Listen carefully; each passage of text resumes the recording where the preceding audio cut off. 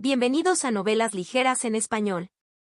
Aquí encontrarás las mejores historias, resúmenes y momentos épicos de tus novelas favoritas. No olvides suscribirte y activar la campanita para no perderte nada. Y si este video te gusta, apóyalo con un like, que ayuda muchísimo a seguir creando contenido. Vamos con el video. Mehmed había usado el blanco de los soldados del sultán solo durante 3 meses.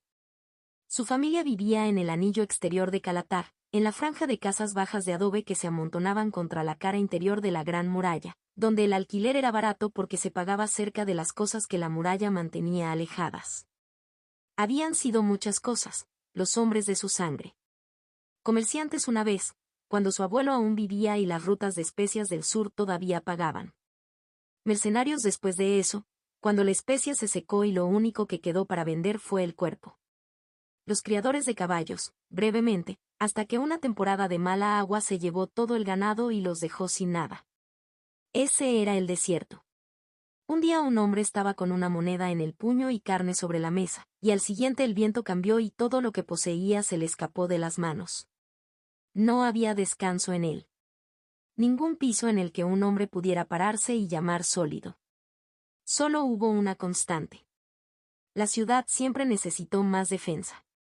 Cuando el tercer círculo de Mehmed finalmente abrió, tarde, más tarde de lo debido, su madre lloró en la mesa de la cocina durante 1 hora. 3 círculos era el umbral. 3 círculos significaba que los reclutadores en la puerta de la guarnición lo mirarían 2 veces en lugar de una. Él no era fuerte. 3 círculos le compraron a un hombre un lugar en lo más bajo del muro y nada más alto, ningún rango, ningún honor, ninguna canción. Pero el fondo del muro venía con una casa que no goteaba y una pensión que no desaparecía cuando cambiaba el viento, y para una familia que había sido arruinada 4 veces en 2 generaciones, eso era una especie de paraíso. Una buena casa, había dicho su padre, agarrándose el hombro con una mano suave por la edad. Un plato lleno cuando seas viejo. Eso es todo lo que un hombre consigue aquí, muchacho. No busques más. Así que Mehmed se mantuvo vivo y en la pared. La verdad es que el trabajo fue fácil. Luchar contra los titanes se había vuelto, en 3 cortos meses, casi aburrido. Todos los nacidos bajo el sol del desierto tenían afinidad por la tierra, y las bibliotecas del sultán repartían los libros entrados en la arena de forma gratuita. Un hombre no necesitaba ser inteligente. Un hombre no necesitaba ser valiente. Un hombre solo necesitaba tomar su lugar en la fila, seguir los llamados de los oficiales y arrojar su parte de arena a la tormenta. Magos comunes por centenares. Askeri por docenas, esas cosas silenciosas con máscaras de bronce que ya no se estremecían ante nada. Juntos pusieron en fuga a todos los monstruos que salían de las dunas, lo hicieron en minutos y luego regresaron a casa. Así había sido siempre. Así había ido también esta mañana. Mayormente. La serpiente titán había cruzado el muro oriental al amanecer y la línea se había defendido como siempre. Arena y presión y el viejo y paciente escudo de la pared. Rutina. Excepto el hombre. ¿Quién en nombre de Dios era ese? La pregunta vino de Yusuf, que estaba de guardia junto a Mehmed y estaba tan desconcertado como él. Llevaban horas dándole vueltas al asunto y no conseguían nada. Porque los nobles no vinieron al muro. Esa fue la primera regla del lugar. Los hombres de manos suaves y túnicas de seda se quedaron en la ciudad alta, donde el aire era fresco y el asesinato era un rumor. No sangraron. Pero uno de ellos lo había hecho. Esta mañana. Un hombre de pelo blanco, entre todas las cosas. Había pasado por encima del parapeto como si fuera el dueño del lugar. Se paró frente al ataque de la serpiente con una espada extranjera recta e hizo algo que ninguno de ellos había visto, algo con concreto y la garganta abierta de un titán, y luego se giró y rompió a los oficiales en cintas con su lengua. Los llamaron ciegos. Los llamaron derrochadores. Nombres nombrados de la ciudad alta. Mientras los soldados observaban cómo el color se desvanecía del rostro del capitán de Mir. Solo Dios lo sabe, dijo Mehmed, encogiéndose de hombros, porque esa era la única respuesta que había. No creerás que tiene la sangre de sultán, ¿verdad? Ninguna posibilidad. Yusuf escupió sobre el parapeto. La sangre del sultán no lucha. Ellos miran, en el mejor de los casos. Pero la forma en que hablaba. Mehmet negó con la cabeza. Como un noble. Mejor que un noble. Nos hizo hacer su trabajo y agradecerle por el privilegio. Yusuf no tenía respuesta para eso. Mehmet tampoco. Y así el día, que debería haber terminado al mediodía, no terminó. Por el hombre de pelo blanco, por los nombres que había dejado caer. La amenaza de los inspectores se cernía sobre el muro. Los oficiales habían mantenido a todo el contingente vestido, destinado y miserable durante la larga y plana tarde, en caso de que algún gran señor viniera a contar sus fallas. Esto es una mierda. Hassan, 3 lugares más adelante, dijo lo que todos estaban pensando. Se supone que debería estar en casa. En lugar de eso, estoy aquí horneando para una amenaza que no viene. Nadie discutió. Cuando el sol finalmente tocó el horizonte, Mehmet se cayó de la pared con las piernas doloridas. A casa, pensó. Hogar, comida, ahísa y cama. ¿Vas a salir esta noche? Hassan cayó a su lado en la escalera, haciendo rodar sus hombros. Esta tarde llegó otro envío. El tipo bueno. Ya se están formando líneas. Era la típica charla de hombres que salían de una situación difícil. Cada pocos días llegaban envíos desde la puerta sur que transportaban licor, humo y cualquier otra cosa que un soldado pudiera usar para olvidar aquello a lo que se oponía. Tal vez, dijo Mehmet, aunque no lo haría. Aísa odiaba el olor del humo. Tal vez solo para sentarse. No a... Comenzaron los gritos. Cayó por el pasillo interior del muro, con la voz de un oficial entrecortada. Todas las manos a la pared. Todas las manos. Ataque inminente, cada soldado a su puesto. Mehmet se detuvo en la escalera. El calor salió de él. ¿Un segundo? La denuncia de Hassan fue automática, pero su rostro ya había cambiado. ¿En un día? Es raro, dijo un soldado mayor que pasaba a empujones junto a ellos, trepando contra la corriente. Raro. Pero sucede. A Mehmet nunca le había pasado eso. 3 meses, y nunca 2 veces al día. Su maná era un pozo seco. Sus brazos temblaron desde la mañana. Pero él se dio la vuelta y subió, porque los oficiales gritaban y el muro era el muro. Había llegado a lo alto de la escalera cuando se escuchó el segundo grito, y este congeló la sangre en él. Divide la línea. Dividir la línea, tenemos 2. 2 infracciones. La mitad de ustedes hasta la puerta sur, muévanse, muévanse. 2. La voz de Hassan ya no bromeaba. Había ido alto y delgado. 2 a la vez. Eso no es. No pares. Una mano agarró el hombro de Mehmet y lo empujó, y la corriente de cuerpos lo tomó, lo arrastró fuera del muro oriental y hacia abajo y a través de los caminos interiores hacia el sur. Salió a la plaza de la puerta sur a tiempo para ver el fin del mundo. Una lanza de luz verde recorrió el centro de la plaza abierta a la altura del pecho de un hombre. Donde pasó, su pueblo dejó de ser pueblo. Vio a Terik, quien le había enseñado magia básica con arena, simplemente desmoronarse. La carne se desprendió de sus huesos en el tiempo que tardó en parpadear y los huesos mismos se convirtieron en humo gris antes de poder caer. Vio un nudo entero de magos comunes, 10 de ellos, 15, borrados de un solo golpe, sus formas impresas en sus ojos durante un latido como siluetas negras y luego nada, nada. Dios mío, dijo Mehmet. Las palabras salieron de él sin peso. Dios mío, Dios mío. Sus piernas temblaron violentamente debajo de él. Querían tirarlo al suelo. Querían doblarlo y derramarlo sobre la piedra. En la puerta estaba sentado aquello que lo había hecho. Un escarabajo. Un escarabajo del tamaño de un templo, encajado entre las grandes puertas de bronce con sus patas apoyadas contra el arco, y detrás de sus mandíbulas abrasadoras la luz verde ya se estaba acumulando de nuevo, reuniéndose para el siguiente barrido. Sigue atacando. Sigue atacando. Las voces de los oficiales estaban plagadas de terror propio, pero seguían ladrando y los soldados seguían lanzando. Un soldado que deja de lanzar es un soldado que ha decidido morir. La arena golpeó los flancos del monstruo y estalló en el caparazón como agua contra un acantilado. Los Askew entraban y salían corriendo debajo de él, con formas blancas parpadeando entre las patas del tronco del árbol, cortando las articulaciones con sus hojas curvas y sin lograr nada. En algún lugar detrás de él, al otro lado de la ciudad, Mehmet todavía podía oír al otro. El choque y el ruido del segundo titán. Dos de ellos. Dos a la vez, y el muro se partió por la mitad para recibirlos, y ninguna mitad fue suficiente. Vamos a morir, pensó. Estamos demasiado dispersos. Ya no queda electricidad. Vamos a morir. Sus ojos se llenaron. La plaza nadaba y se desdibujaba. El humo verde, el blanco y el gris corrían juntos. Ni siquiera podía ver lo que lo iba a matar. Pensó en Aisa. Pensó que había salido de casa esta mañana sin una palabra que valiera la pena guardar, con solo un gruñido y un beso en el pelo, y que ella nunca sabría que había sido lo último de él. Ni siquiera le dije nada. Ni siquiera lo hice. A través de la borrosidad, vio a alguien correr hacia la plaza. Un hombre. Corriendo solo hacia el monstruo, hacia el campo de exterminio que ya se había tragado 30 hombres mejores. Se movió mal.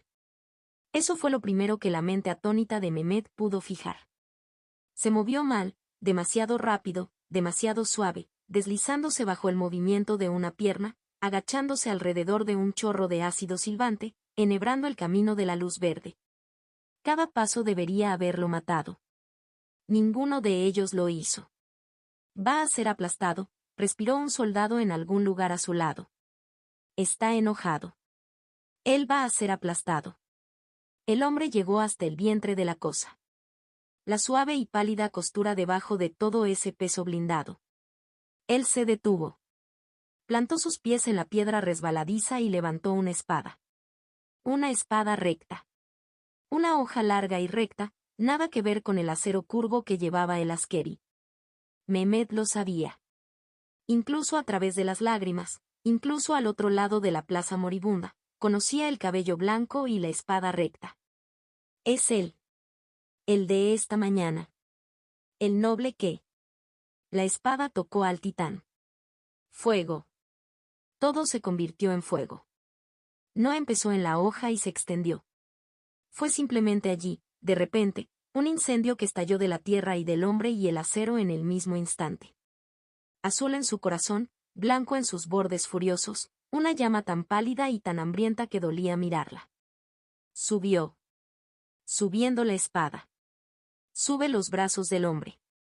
Sobre todo su cuerpo hasta que permaneció dentro de una columna rugiente del mismo. Y hasta el titán. El escarabajo gritó. Mehmet no sabía que las cosas podían gritar. No tenía voz, solo esa boca rechinando y esa luz asesina, pero ahora gritaba, un sonido que se clavaba en los dientes y la columna vertebral, un sonido de algo que nunca en su vida eterna sin sentido había sido herido y no podía entender lo que le estaba sucediendo. La pálida llama se derramó en el suave vientre y se extendió por la parte inferior del caparazón. La gran masa se combó, se desprendió, se derritió y las patas se doblaron una tras otra a medida que el fuego avanzaba hacia arriba. Sobre la espalda del hombre se acumuló el fuego. Dos grandes columnas se elevaron desde sus hombros, arqueándose hacia arriba y hacia afuera, curvándose, tomando una forma que la mente atónita de Mehmet buscó y encontró en las viejas historias que su abuela le había contado. Alas. Alas de fuego pálido, extendidas contra el anochecer, enmarcaban la pequeña figura de cabello blanco en un halo de luz devoradora mientras el horror del tamaño de un templo se desmoronaba, goteaba y moría a su alrededor. Un ángel, pensó Mehmet. Las alas de un fénix. Sus piernas finalmente cedieron. Bajó sobre la piedra quemada y no estaba solo. Por toda la plaza los soldados caían de rodillas, con el rostro vuelto hacia esa terrible luz azul y la boca abierta. Salve al Salvador, lloró a alguien. Salve al sultán. Porque ¿qué más podría ser? ¿Qué más podría permanecer dentro de la muerte de un titán y usar alas de fuego sino una de la sangre del fundador, una de la gran línea antigua, un mago de 8 círculos? Un milagro. Un milagro con sus propios ojos. Salve, sultán, dijo Mehmet, y las lágrimas corrieron libremente. presionó su frente contra la piedra cálida y lo volvió a decir, y toda la plaza rota lo dijo con él. Salve al fundador. Salve al sultán. Salve al fundador. Las llamas aumentaron. Se levantaron de mis pies primero. Lenguas de color azul pálido trepando por mis botas, mis piernas, envolviéndome en un fuego que se derramaba hacia arriba. Corrieron a lo largo de mis brazos. Envolvieron la espada. Inundaron la herida que había desgarrado en el vientre del titán. Tan cerca de ese incendio, y no ardió. Yo no. El fuego era mi piel, me conocía como una llama conoce la mecha de la que nació. Pero no se detuvo. El maná siguió fluyendo. El incendio no encontró techo. Creció más allá de la herida. Más allá del vientre.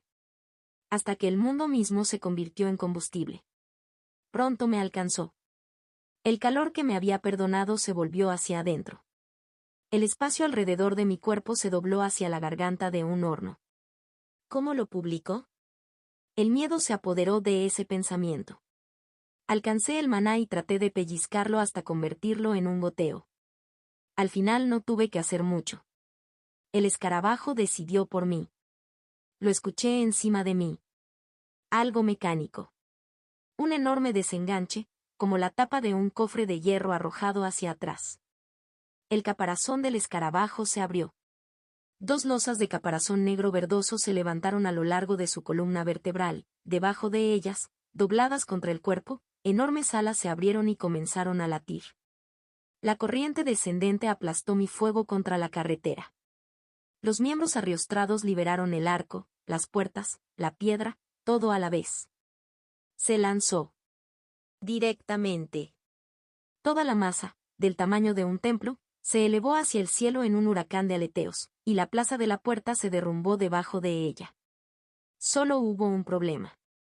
Yo todavía sostenía la espada. Y la espada todavía estaba enterrada en su vientre. Subí con él. El desierto se desenrollaba debajo de mí, vasto y pálido y se volvía más pálido a medida que subíamos. La ciudad se reducía hasta convertirse en una mancha amurallada al borde de las dunas. El viento me desgarró. La sangre del titán se desprendió de la herida y pasó rápidamente por mi cara. El fuego seguía ardiendo. Seguí trepando mis brazos. Seguía saliendo de mí hacia una criatura que ahora estaba a cientos de pies en el aire y elevándose. Quería que me fuera. El gran cuerpo comenzó a agitarse, inclinándose, rodando, arrastrándose lateralmente por el aire en convulsiones destinadas a arrojar la pulga desde su intestino. Frenó en pleno vuelo, doblando sus alas, y mi propio peso casi arrancó mis brazos de sus cuencas antes de que las alas se abrieran de nuevo. Disparó su maná. En todos lados. La luz verde escupía desde sus mandíbulas en lanzas salvajes que tallaban el aire, rastrillando en todas direcciones a la vez. Aún así no pudo llegarme. Entonces intentó algo diferente. Las glándulas a lo largo de su columna se flexionaron. De su espalda salía humo verde en una columna. La misma niebla ácida que había visto derretir a los hombres hasta convertirlos en huesos en la plaza de la puerta. Lo ventiló todo a la vez, una nube agitada del tamaño de una tormenta. El escarabajo se inclinó con fuerza y voló directamente hacia la nube que había creado. Bañarse en él.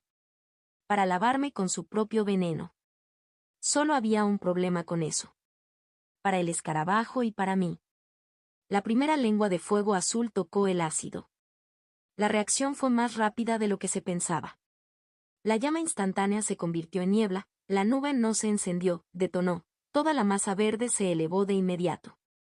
El fuego corrió hacia atrás por su propia fuente, hacia las glándulas de ventilación, por los conductos, hacia el interior blando donde nada estaba blindado contra nada.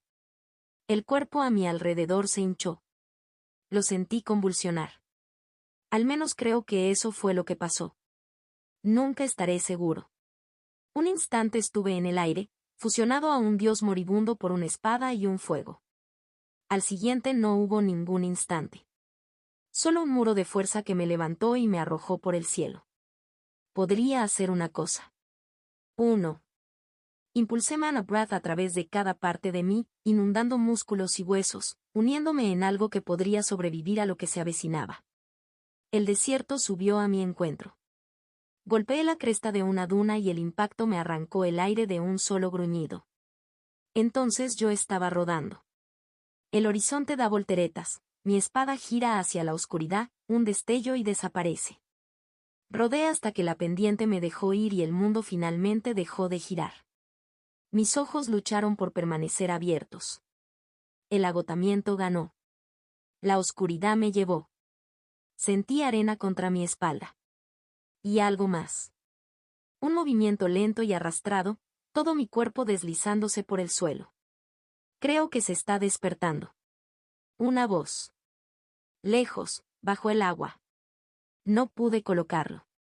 Mi cráneo se estaba partiendo por la mitad. Un crujido de dolor blanco corría de oreja a oreja.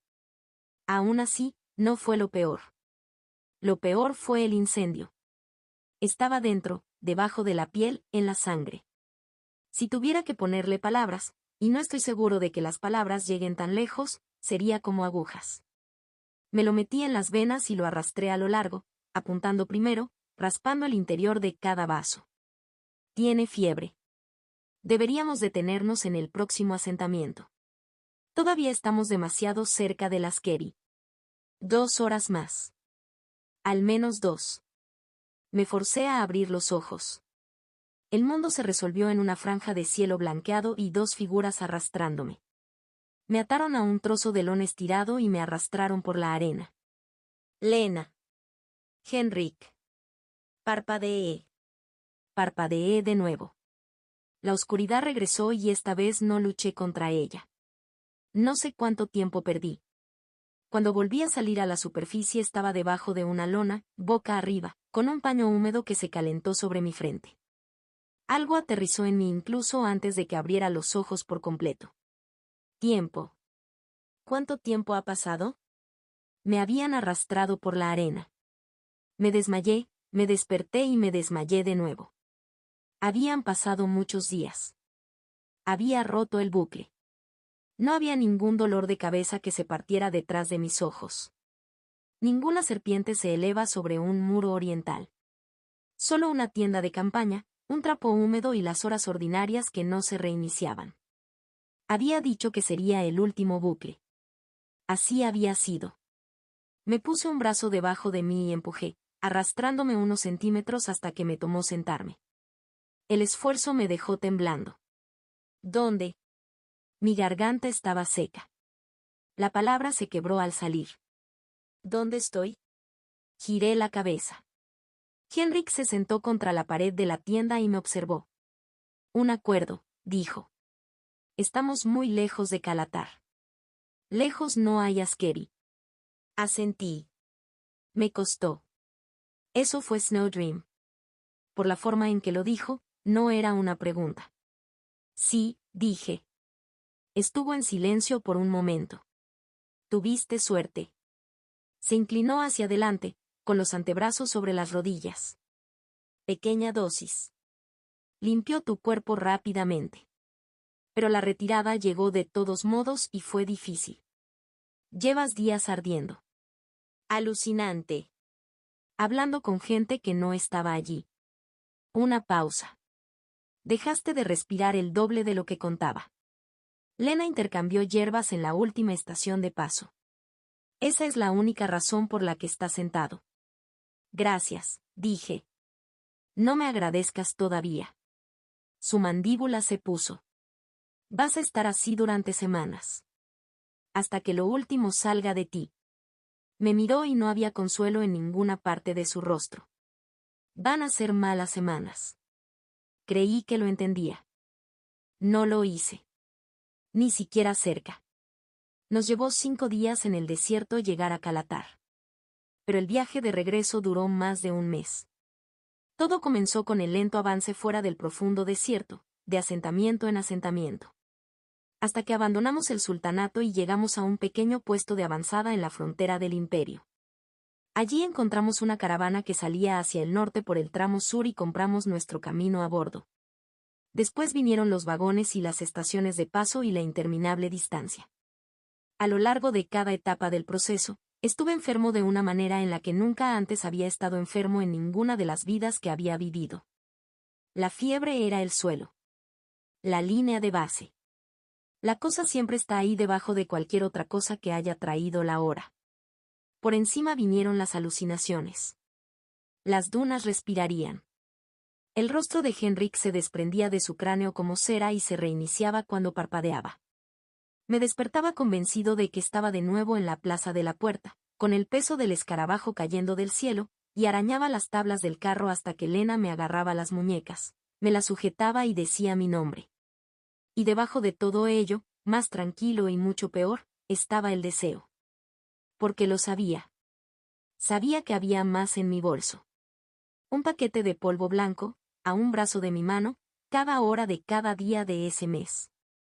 Un pellizco y las agujas se detendrían. Un pellizco y el mundo se abriría y dejaría que la luz volviera a entrar.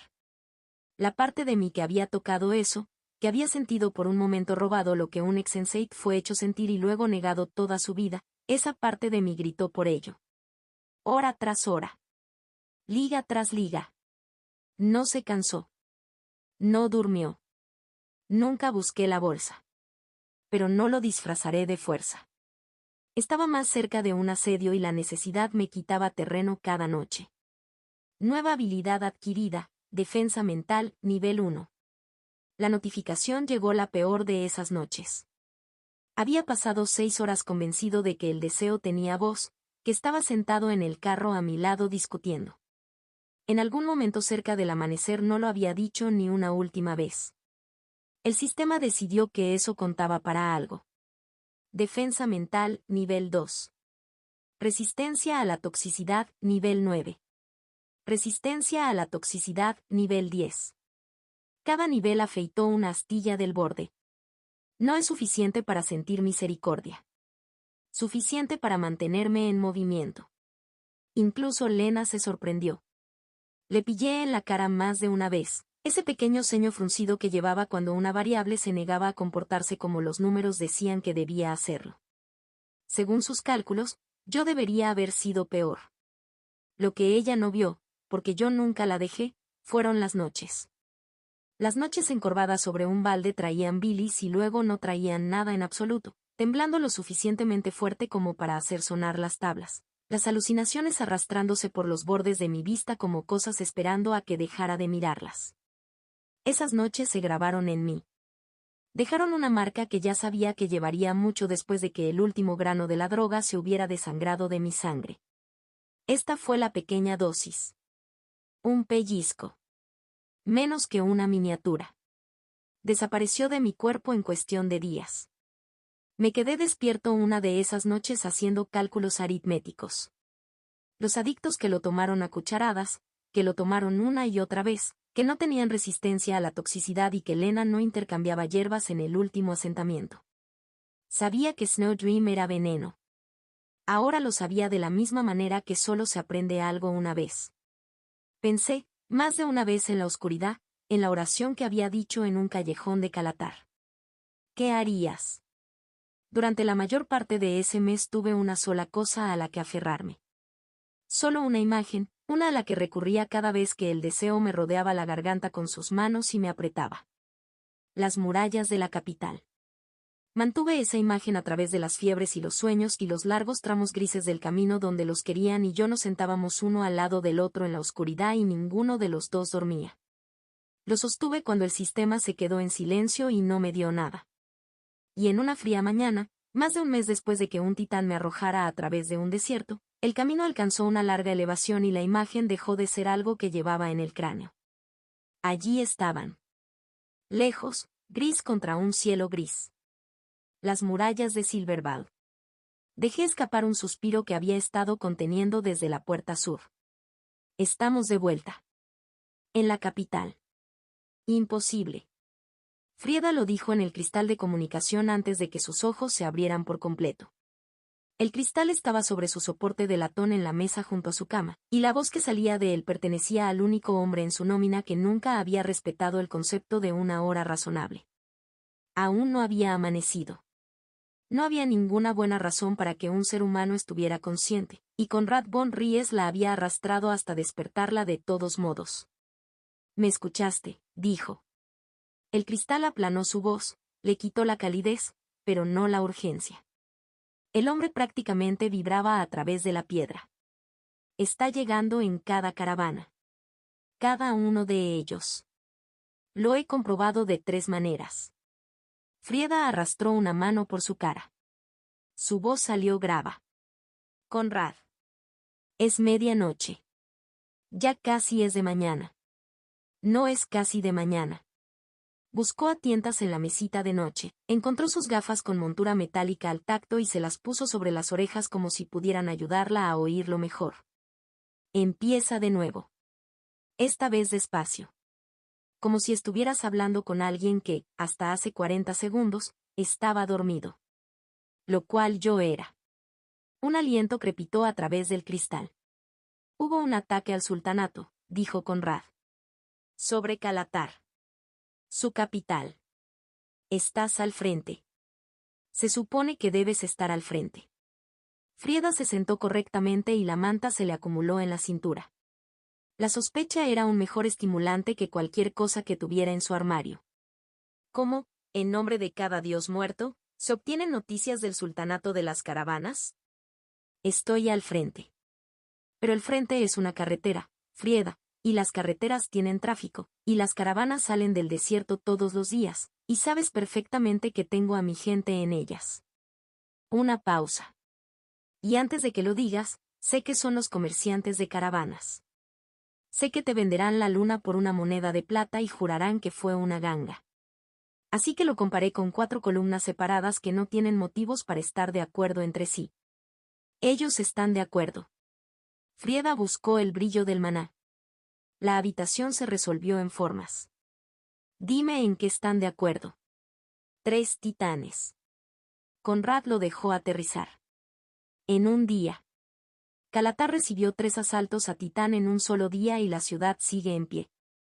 Eso no es posible, dijo, e incluso mientras lo decía escuchó cuánto sonaba al comienzo de la llamada.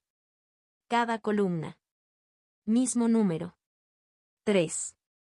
Su voz tenía la firmeza de la de un hombre que leía un recuento que había verificado hasta que le sangraron los ojos. 3 titanes, y 3 titanes repelidos, y los sobrevivientes en esas caravanas están contando una historia que ya se está convirtiendo en un himno, un sonido seco que podría haber sido una risa.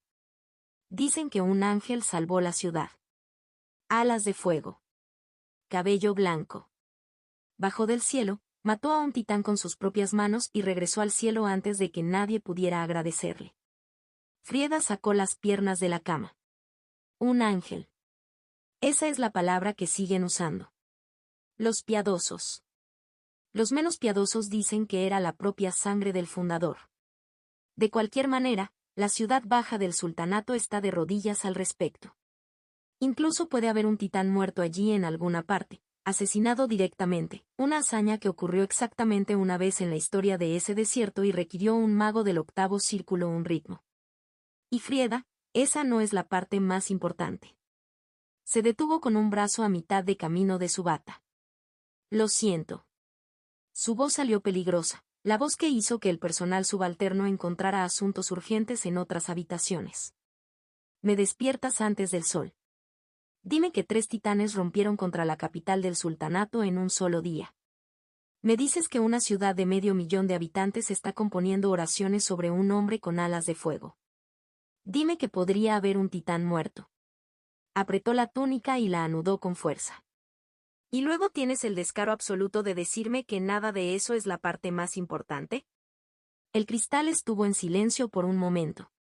Conrad siempre se quedaba callado justo antes de dejar caer aquello que había estado reteniendo. Tengo una fuente en la Cruz de Hierro, dijo. Una buena. Altamente colocado. Esta tarde me dijo algo que había estado pensando durante 3 horas porque necesitaba estar seguro. Conrad. Caspar von Exenseit no está en la capital. Frieda parpadeó. ¿Quién? Ella todavía estaba tratando de comprender a quien cambió la historia de Titans a Caspar. El chico Exenseit.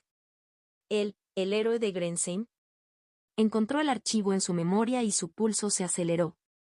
El del pelo blanco. ¿Qué pasa con él? Entonces. Conrad dejó que la sílaba única colgara allí.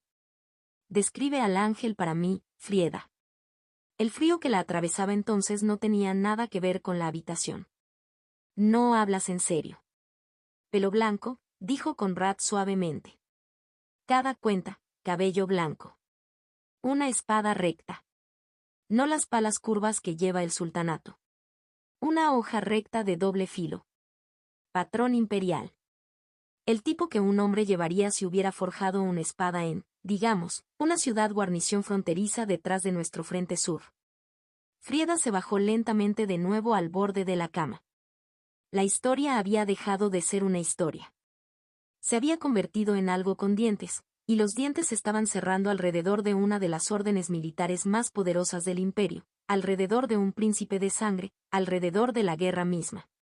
Él fue al sultanato, dijo, mayormente para sí misma, viéndolo reunirse a la luz de las velas. Un caballero de la Cruz de Hierro cruzó la frontera hacia una potencia extranjera soberana. Su capital. Y mató a un titán en medio de él. Ahora. La voz de Conrad cayó al registro bajo y cuidadoso que usaba cuando conducía. Ahora hazte la pregunta que me he estado haciendo durante 3 horas. ¿Qué publicamos? Ella no respondió. Ella sabía que cuando Conrad hacía una pregunta, ya tenía 3 respuestas dispuestas como un truco de cartas. Podemos hacerlo limpio, dijo. El héroe de Silverval salva a Calatar. El caballero bastardo, el respirador de mana, el niño por el que toda la capital llora desde Grensheim, camina hacia el desierto y salva a 500.000 de extraños. La gente hará fila alrededor del edificio para ese evento. Le pondrán su nombre a los niños. Pero esa es una versión para niños, un crujido, una tela moviéndose, el sonido de él empujándose contra la pared y comenzando a caminar. Debido a que la Cruz de Hierro no envía a sus héroes 1000 leguas al territorio extranjero para realizar obras de caridad para un vecino, apenas nos comunicamos con ellos. Entonces, la siguiente versión es, la Cruz de Hierro opera dentro del sultanato. Que ya no es una historia de héroes. Esa es una historia sobre 2 países y una guerra y lo que la corona está dispuesta a hacer en lugares en los que no tiene derecho a estar. Frieda ahora tenía los codos sobre las rodillas. Y la tercera versión. La tercera versión, dijo Conrad, es la verdadera. Y creo que ya sabéis de qué se trata, porque habéis visto los mismos informes sobre caravanas que yo un aliento. El mismo día que el ángel salvó a Calatar, alguien quemó un almacén en su distrito comercial. Mató a todos los hombres que estaban dentro. Tomaron sus bienes y sus papeles y se marcharon. Él lo dejó reposar. ¿Qué crees que estaban almacenando, Frieda? Ella pensó en el polvo. El polvo blanco que había estado pudriendo silenciosamente a los plebeyos de los barrios más pobres de la capital durante la mayor parte de un año, el polvo cuyo nombre la corona no permitió que se imprimiera. Sueño de nieve, dijo. Sueño de nieve. Podía oír su sonrisa hacerse más amplia. La Cruz de Hierro destruye la fuente del sueño de nieve. ¿O pensaste que enviaron a ese chico al desierto simplemente por amor a nuestros encantadores vecinos? Frieda se quitó las gafas, respiró sobre las lentes y se las limpió en el dobladillo de la bata. Ella volvió a ponerse las gafas. Consígueme todo, dijo. Nombres de las caravanas. Nombres de sus fuentes. Cualquier cosa que tengas que ponga una espada de la Cruz de Hierro dentro de esa pared. No voy a imprimir ni una palabra de esto en una sola fuente, ni esto, ni con el nombre Xenseit, ni con el príncipe Baren detrás de él. Ella se puso de pie. Y Conrad. Editor. Manténgase vivo. Sea lo que sea, acabas de convertirte en un hombre que lo sabe. Ella alcanzó el cristal. Ella cortó la conexión. El brillo azul murió. Ella no volvió a la cama. Palacio Imperial, horas después. El ara tenía un martillo detrás del ojo derecho. Ella yacía entre los restos de su propia ropa de cama mientras el sol de la mañana entraba por las ventanas del este. Su cerebro catalogó las muchas formas en que la noche anterior había sido un error. Él vino. El segundo salón después del primero. El tercer vaso de la cosecha sureña que la gente de Lord Krausen seguía presionando sobre ella porque querían su lengua suelta, y que ella bebió de todos modos, porque disfrutaba viéndolos creer que estaba funcionando. Alteza. Una de sus asistentes nuevamente, flotando al pie de la cama, con las manos anudadas de la manera particular que significaba que ya lo había dicho una vez y tenía miedo de decirlo 2 veces. Alteza, por favor. Están esperando. Déjalos esperar. El ara no abrió los ojos. El tiempo es una cortesía que extiendo a mi discreción. No fue arrogancia. O lo era, pero también era cierto. Sus hermanos pasaron su vida corriendo. Baren a la cabeza de su ejército de desesperados, Casimir sangrando en el barro del frente sur, ambos corriendo hacia un trono como si pudieran sacarlo de la habitación antes de llegar. El ara nunca había necesitado correr. Era una de las magas más fuertes de su generación y ocupaba el único asiento que alguna vez le había importado. Su puesto de investigación en la academia, el único lugar del imperio que realmente respetaba. Ella había aprendido hace mucho tiempo que las personas que se apresuraban eran las personas a las que se podía obligar a apresurarse. Ella no tenía intención de ser ninguna de las dos cosas. Alteza, soy Lord Auric. Llegó antes de que las puertas estuvieran debidamente abiertas. Él dice, el asistente se tragó, sigue diciendo que es una crisis. Usó la palabra 4 veces. El ara abrió un ojo. Auric no utilizó la palabra crisis. Auric era un hombre que, el día en que su flota naviera se quemó hasta la línea de flotación, se lo había descrito a las aseguradoras como un inconveniente de programación si Auric decía crisis y la decía 4 veces. Entonces le habían quitado algo que no podía permitirse perder. Bien, dijo, se sentó e inmediatamente se arrepintió de la velocidad cuando el martillo encontró un nuevo ángulo. Bien. Vísteme. Ella no dejó que la pusieran en sedas de corte. Dejó que la pusieran con su túnica de la academia, la única ropa que poseía que parecía pertenecerle a ella y no a su nombre. Si fuera a recibir a un hombre en pánico antes del desayuno, lo haría como una erudita y no como una princesa. Eso desequilibraba a la gente, y desequilibrar a la gente eran 9/10 partes de su trabajo. Tomó el camino más largo hasta el jardín, porque el aire frío la ayudaba y porque hacer esperar a Aurich 4 minutos más entre las rosas de la mañana le diría algo útil sobre exactamente lo asustado que estaba. Él estaba de pie cuando ella rodeó el seto. Su inmaculado abrigo plateado se arrugó como si hubiera dormido en él o no hubiera dormido en absoluto. Su rostro, normalmente dispuesto en la máscara suave y tranquila que la gran riqueza usa como uniforme, se había deshecho en los bordes. Había sombras bajo sus ojos del color de moretones. Su Alteza. Se inclinó demasiado rápido y demasiado profundo. Perdona la hora. No habría venido si. Dijiste que era una crisis. El ara se bajó a la silla opuesta y cruzó las manos en su regazo. No se dice crisis. Así que siéntate, Lord Orecht, y dime cuál de tus empresas se ha quemado hasta los cimientos. Él se sentó. Sus manos encontraron los brazos de la silla y los agarraron. El distribuidor, dijo. En el sultanato. Él, la fuente. Él no podía decir la palabra más de lo que ella podía hacerlo al aire libre, pero ambos sabían cómo era. El polvo blanco, lo que lo había llevado a su órbita en primer lugar, lo que ella había gastado la mayor parte de un año financiando silenciosamente para seguir fluyendo. En parte por el oro, más aún por lo que hizo con el oro. Su investigación. Por el simple hecho, que altera el mundo, de que existía una sustancia que podía verter círculos prestados en un hombre que no tenía ninguno, y que si ella podía entender por qué, comprender el mecanismo por el cual se podía hacer que el maná se moviera donde no tenía arquitectura por la que moverse, podría contener el primer hilo verdadero de lo que realmente quería. No el trono. El trono era un medio.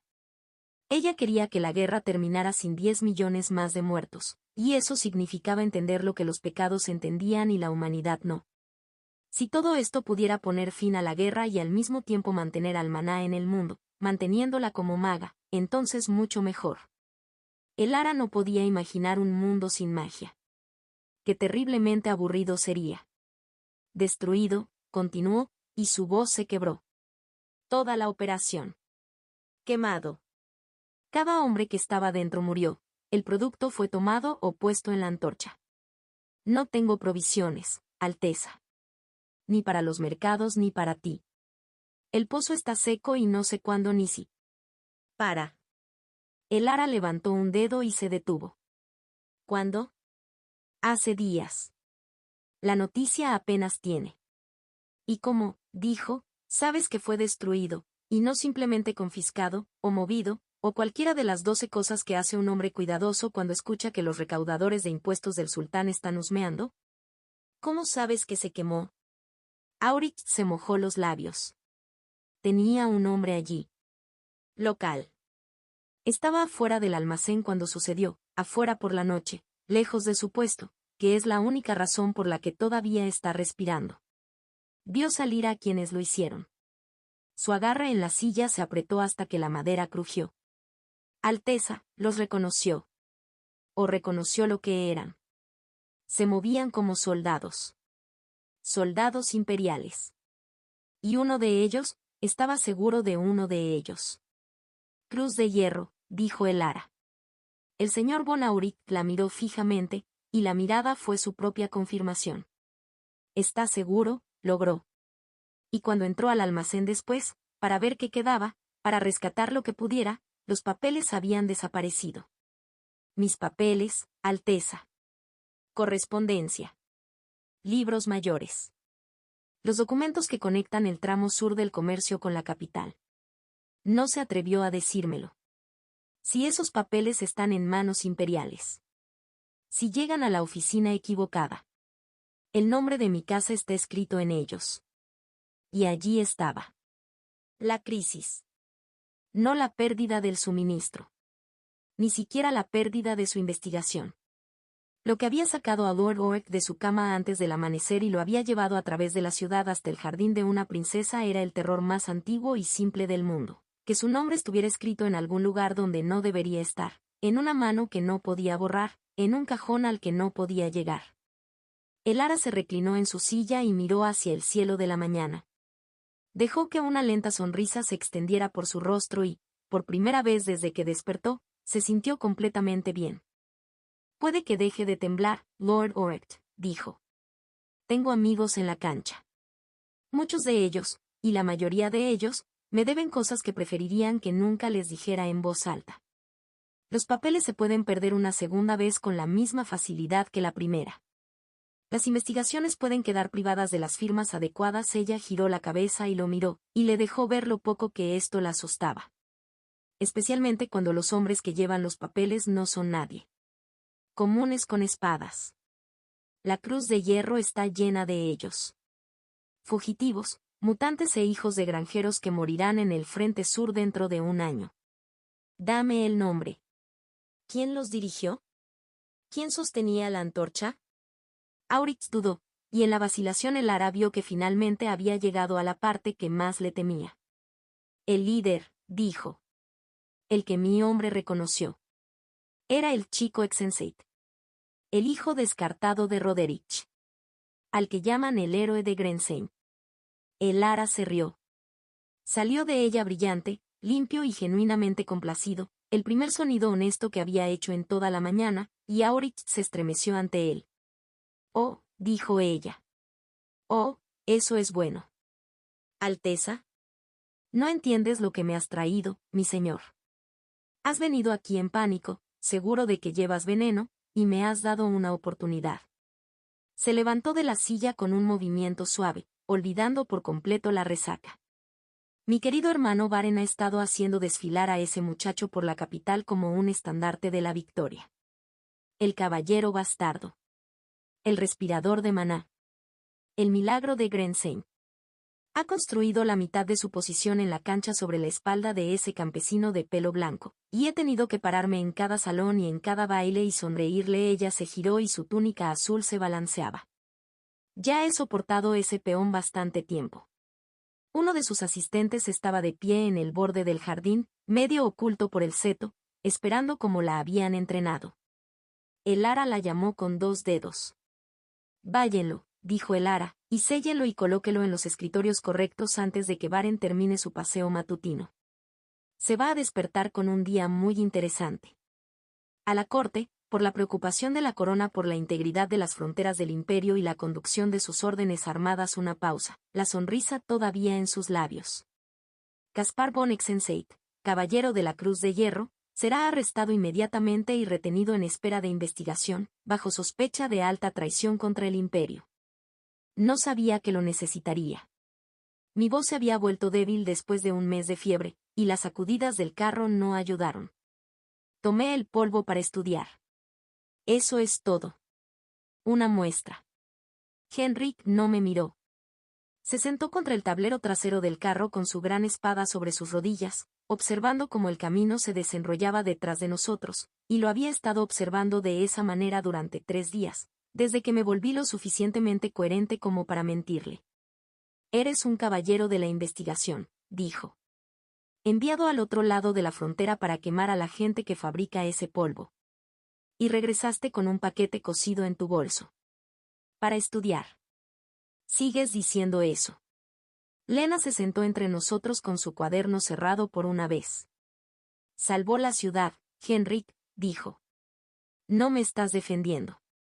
Pesándome. Lo que sea que haya hecho con ello. Funcionó. Esa es la parte que no puedo hacer que quede bien. Henrik finalmente giró la cabeza.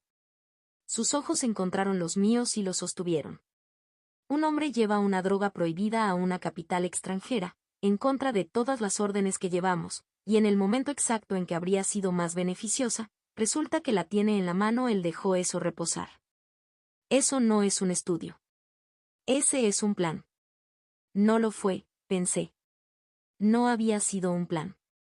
Eso fue lo que no pude decirles a ninguno de los dos, porque el relato revelaría muchas más preguntas. El sueño de nieve había sido una improvisación. Un lanzamiento imprudente de dados. Y había funcionado.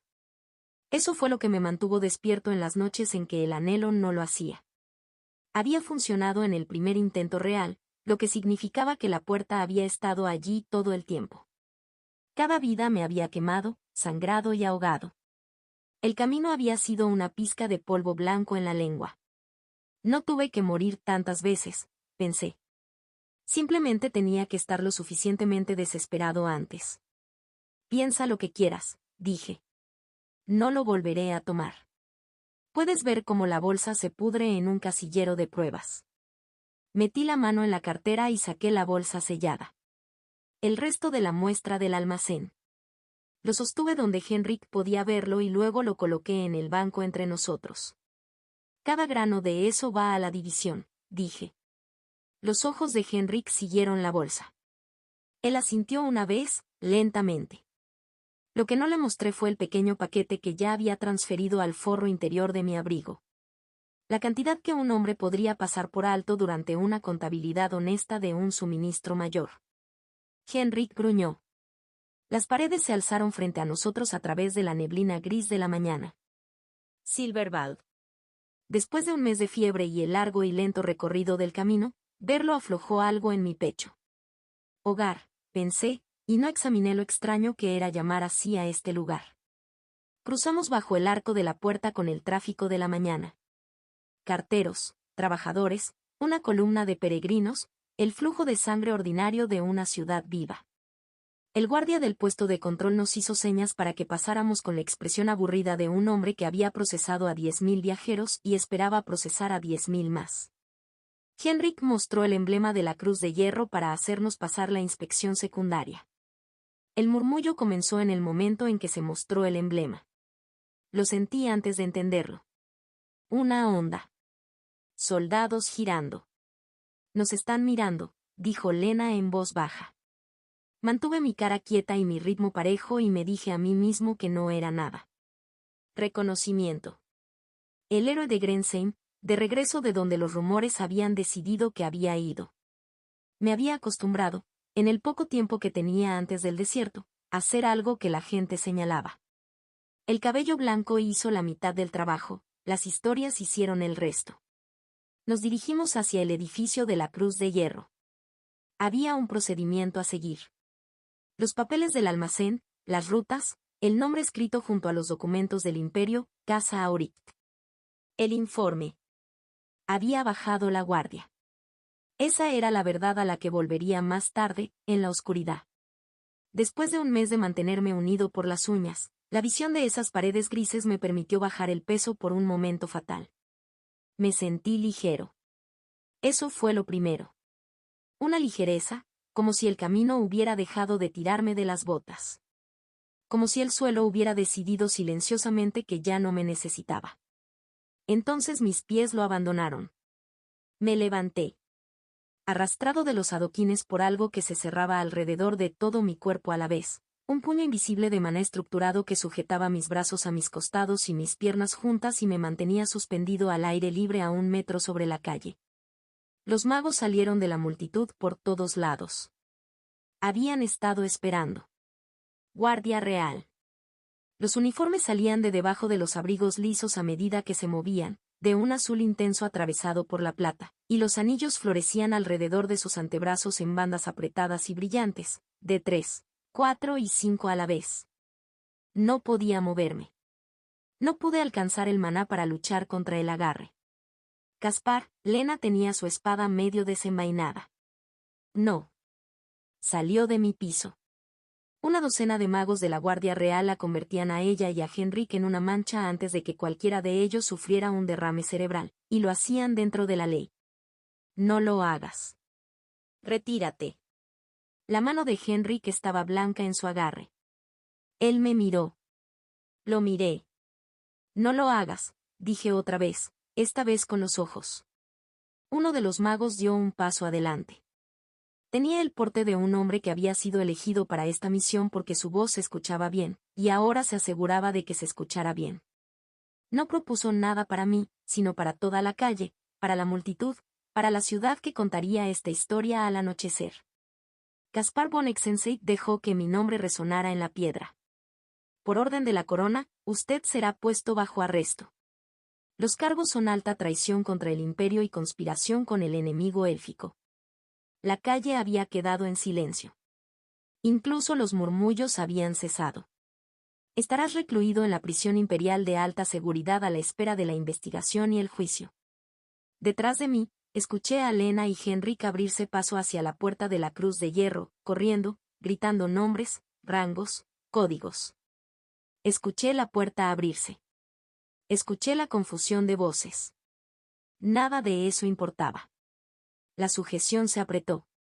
El maná de una docena de lanzadores se derramó en la forma que me sostuvo, y los bordes del mundo se volvieron suaves y luego oscuros. Me desperté en la oscuridad. No sabía cuánto tiempo llevaba allí. Mi rostro estaba presionado contra una piedra fría, con un brazo doblado debajo de mí en un ángulo que había matado la sensación en él desde el hombro hasta las yemas de los dedos. Habían tomado mi espada. El cinturón había desaparecido y el peso familiar en mi cadera había sido reemplazado por nada. Me acosté sobre una piedra fría, escuché mi propia respiración y aprendí el tamaño de la habitación por su sonido. Pequeño, bajo, el aire muerto y cerca. Solitario. Las mazmorras se estaban convirtiendo en una especie de hogar para mí. Le di la vuelta al pensamiento con el humor negro que era todo lo que me quedaba. Primero la caverna durante la expedición. Luego el Coliseo. Ahora esto. Una celda imperial sin luz alguna, donde la noche y el día habían sido abolidos como cortesía a mis captores. Para un hombre que ya estaba al borde de la locura, pensé, la oscuridad es un lugar descuidado donde ponerlo. Me quedé allí contando respiraciones. Inhala por la nariz. Hold. Contar. Exhala por la boca. Estabilizó el corazón. Evitó que la oscuridad entrara. Tenía un arma que ningún carcelero en este mundo podría explicar. Me habían despojado de mi espada y de mi libertad, pero no podían despojarme de la maldición. Muerte. Lo resolví. No sabía exactamente cuánto tiempo llevaba inconsciente, cuánto tiempo desde la puerta. Pero el día que me arrestaron, si la muerte me hacía volver a su mañana, me despertaba antes de que se cerrara la trampa. Me despertaría libre, en algún lugar de la carretera o en el distrito de la puerta. Incluso con un duro castigo de slot, todavía tendría 12 horas. Simplemente no entraría en la soga una segunda vez. Lo único que podía romper el plan era la pereza. El pecado me había castigado antes. El experimento de Man of Blood me había costado 36 horas. El riesgo era real. Pero la alternativa era esperar en la oscuridad una prueba dirigida por una princesa que me quería muerto. Tomaré el riesgo.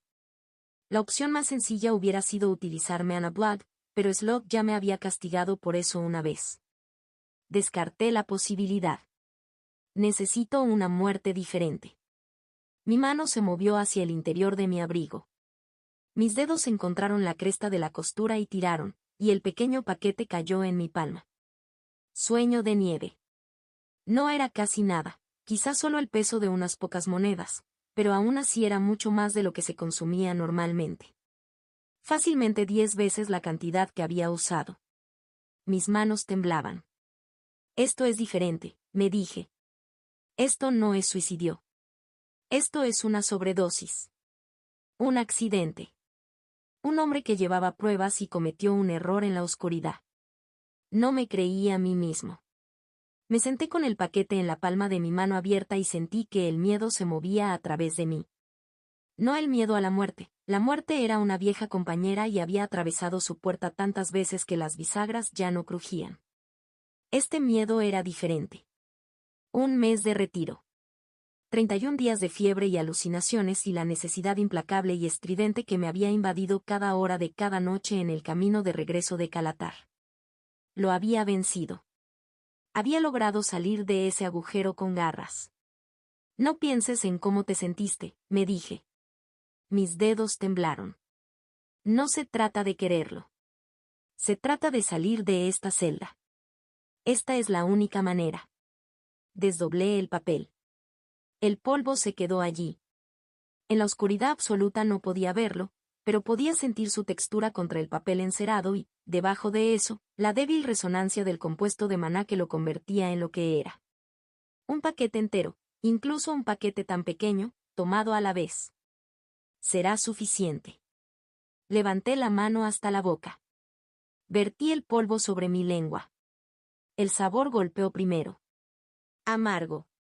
Química. Luego se abrió el canal. No pude controlarlo. Ese era el punto. El maná inundó mi sistema circulatorio con una densidad que ningún cuerpo humano estaba destinado a soportar. Mi ritmo cardíaco se aceleraba cada vez más y se producía una detonación en mi pecho que hacía que la sangre gritara a través de arterias que no estaban diseñadas para esta presión. Entonces llegó el dolor. Se me arqueó la columna. Mi cráneo se quebró contra el suelo de piedra. El maná que ya estaba suelto en el sistema no tenía a dónde ir. El mundo se volvió blanco. Luego oscuro. Entonces nada. Iniciando la maldición. Activación de maldición, interrumpida. Sinefsloth ha invocado su autoridad. La voz entró en el río negro del intermedio. Frío. Aburrido. Peor que aburrido, irritado, la forma en que un durmiente se irrita con una mano en el hombro. Tú otra vez. No tenía ningún cuerpo allí. Solo había la voz y la oscuridad. Eres demasiado perezoso para vivir y demasiado cobarde para permanecer muerto, y ahora me usarías como llave. Di no. Envíame de vuelta, pensé. Eso es todo lo que quiero. Simplemente envíame de vuelta. Te enviaré a donde te envíe. Este no es un regalo que te hago a petición tuya una larga pausa, la pausa de algo que decide cuánto rencor permitirse. Pero me has despertado para hacer trabajo, y el trabajo tiene un precio. Llenaste tu cráneo con una lengua del desierto. Palabras sobre palabras. Estabas orgulloso de ello. Sabía lo que Slot estaba a punto de hacer antes de que hablara. Veamos lo orgulloso que está sin ellos. Sanción evaluada, autoterminación repetida. Habilidad eliminada, Kumsuri. La pérdida fue algo físico. Lo sentí irse. Un recuerdo arrancado de raíz, todo el idioma por el que había muerto una docena de veces para aprender, desapareció en un instante, dejando un suave lugar en blanco donde había estado. Todo, raspado y limpio. Quería entristecerlo. Ni siquiera había habido tiempo para terminar de leer el libro. Pero bajo el dolor estaba la lógica fría y dura, al menos ahora tengo más tiempo. Envíame de vuelta. Toma las palabras, toma lo que quieras, solo ponme de nuevo esa mañana antes de la puerta y recompraré cada palabra 2 veces. La oscuridad me dejó ir. Día de reinicio. Me acerqué a la piedra fría y al aire muerto cercano, jadeando, el fantasma de mi propio corazón roto todavía apretando mi pecho, el dolor de ello cabalgando hacia el nuevo cuerpo. Me quedé allí acostado y esperé el resto. Por la mañana. Para el camino. No vino. La oscuridad era la misma oscuridad. La piedra era la misma piedra. El aire era el mismo aire muerto y cercano, y cuando extendí la mano con manos temblorosas encontré las mismas paredes, la misma distancia, el mismo techo bajo. Solitario. Yo todavía estaba en aislamiento. No. Mi voz salió de mi quebrada y pequeña en la oscuridad. No. Eso no es. Me senté demasiado rápido y la celda se inclinó a mi alrededor y puse mis manos planas sobre la piedra para mantener el mundo quieto, y me golpeó. Siempre he regresado al último amanecer. Esa era la regla. Hace un día ya había estado aquí. En esta celda. Había estado encarcelado durante más de un día. No sabía cuánto tiempo. Un día, 2, 3, lo suficientemente largo como para que el bucle, cuando alcanzara su único tramo fijo, no pudiera pasar del momento en que me habían arrojado aquí. Presioné mi espalda contra la pared fría y me obligué a respirar. Muy al norte, en la República de Volkenmark. La nieve no paró. Nunca se detuvo. El profesor podía oír las vigas del techo quejándose mientras trabajaba, una larga protesta baja de madera y hierro que recorría todo el edificio. Empacó rápido. Había aprendido hace mucho tiempo que los viajes que valían la pena hacer nunca llegaban con suficiente antelación como para prepararse adecuadamente. Este había sido anunciado esta mañana, mediante una carta sellada que había cruzado las fronteras para llegar hasta él. ¿A dónde vas? Uno de sus estudiantes estaba en la puerta, con una herida de bufanda en los ojos y una pila de ensayos a medio calificar olvidados en una mano enguantada.